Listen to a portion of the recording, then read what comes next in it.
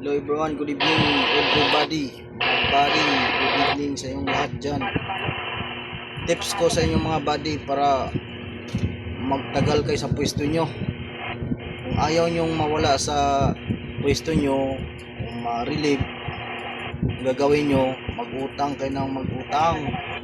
Diyan sa kumpanya, pag pinag-duty-an mo, utang ka dyan ng utang.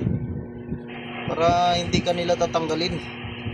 Kasi may utang ka hindi ka nila tatanggalin yan. Kung sa agency naman, mag-CE ka na mag-CE sa agency para hindi ka mawala ng duty. Kasi pag may utang ka sa agency, matik talaga yan.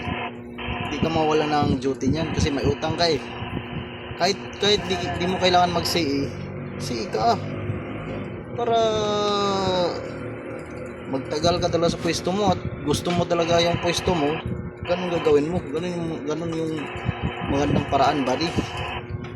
Kung gusto mo talaga magtagal sa pwesto mo or ayaw mo diyan mawala sa pwesto mo, yan ang gawin mo. Utang ka. Mangutang ka sa kumpanya. Kahit patulog-tulog ka diyan, kung mahuli kang tulog, hindi ka nila tatanggalin yan kasi may utang ka sa kanila paano lang kung tanggalin kanila paano lang yung utang, anong babayad nyo dun sa kanya, kung ano ibabayad mo, diba? Ganun gagawin nyo mga buddy yan. Pero sa agency, kahit di mo kailangan mag-CE, CE ka. Ganun gagawin mo, CE ka lang, CE ng CE, may sahod.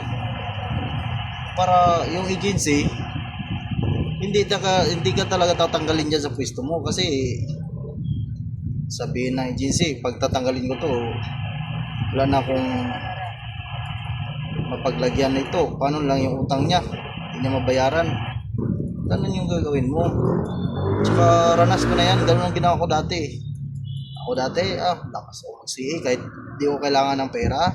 Mag-CE ako para kung sakaling magkaroon ako ng problema sa trabaho ko, magkaroon ako ng 1.6, hindi nila ako basta-basta ma-relieve. Kasi may utang mo sa kanila pag i-relieve na ako, yari yung utang, hindi ko talaga babayaran. Yun yung mga diskarte, mga buddy. Yun lang tips ko sa inyo mga buddy. Thank you.